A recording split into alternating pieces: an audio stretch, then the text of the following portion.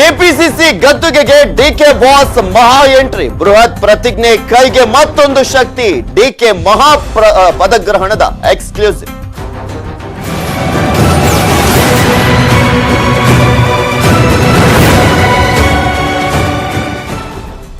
ಇವತ್ತು ಡಿಕೆ ಶಿವಕುಮಾರ್ ಅವರ ಪದಗ್ರಹಣಕ್ಕೆ ಕ್ಷಣಗಣನೆ ಆರಂಭವಾಗಿದೆ. ಬೆಳಗ್ಗೆ 10:30ಕ್ಕೆ ಆರಂಭವಾಗುತ್ತೆ ಈ ಒಂದು ಕಾರ್ಯಕ್ರಮ. ಕೆಪಿಸಿಸಿ ನೂತನ ಕಚೇರಿಯಲ್ಲಿ ಅದ್ದೂರಿ ಕಾರ್ಯಕ್ರಮ ನಡೆಯಲಿದೆ.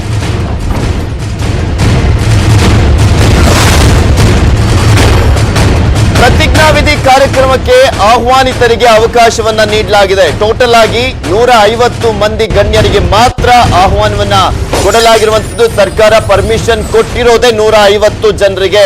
ಡಿಕೆಶಿ ಜೊತೆಗೆ 3 ಕಾರ್ಯಾಧ್ಯಕ್ಷರು ಕೂಡ ಪ್ರಮಾಣವನ್ನ ಸ್ವೀಕಾರ ಮಾಡಲಿದ್ದಾರೆ. ಇವತ್ತು ಕೆಪಿಸಿಸಿಯ ನೂತನ ಕಚೇರಿಯಲ್ಲಿ ವೇದಿಕೆಯ ಮೇಲೆ ಯಾರಿಗೂ ಆಸನದ ವ್ಯವಸ್ಥೆ ಇಲ್ಲ.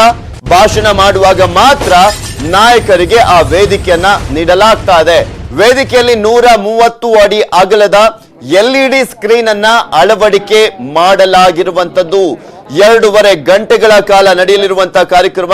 ಎಲ್ಲಾ ಗ್ರಾಮ ಪಂಚಾಯಿತಿ ಮಟ್ಟದಲ್ಲೂ ಕೂಡ ಈ ಒಂದು ಕಾರ್ಯಕ್ರಮವನ್ನ ವೀಕ್ಷಣೆ ಮಾಡುವಂತ ನಿಟ್ಟಿನಲ್ಲಿ ಆನ್ಲೈನ್ ವ್ಯವಸ್ಥೆಯನ್ನ ಕೂಡ ಮಾಡಲಾಗಿದೆ. ಆ ಒಂದು ವೇದಿಕೆಯನ್ನ ಈಗ ಆಲ್ರೆಡಿ ಕೆಪಿಸಿಸಿ ವತಿಯಿಂದ ಎಲ್ಲ ಸಿದ್ಧತೆಯನ್ನ ಕೂಡ ಮಾಡಿಕೊಳ್ಳಲಾಗಿರುವಂತದ್ದು. ಆಯಾಯ ಜಿಲ್ಲಾಧ್ಯಕ್ಷರುಗಳು ಆ ಒಂದು ಸಿದ್ಧತೆಯನ್ನ ನೋಡ್ಕೊಂಡಿದ್ದಾರೆ.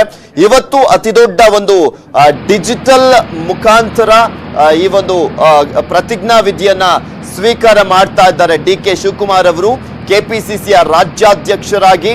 ಇನ್ನು ಒಂದ್ ಕಡೆ ಉಳಿದಂತ ಸಲೀಂ ಅಹಮದ್ ಅವರು, ಸತೀಶ್ ಜಾರಕಿಹೊಳಿ ಅವರು, ಹಾಗೆ ಈಶ್ವರ್ ಖಂಡ್ರೆ ಅವರು 3 ಜನ ಕಾರ್ಯಾಧ್ಯಕ್ಷರಾಗಿ ಪ್ರತಿಜ್ಞಾ ವಿಧಿಯನ್ನ ಸ್ವೀಕರಿಸಲಿದ್ದಾರೆ.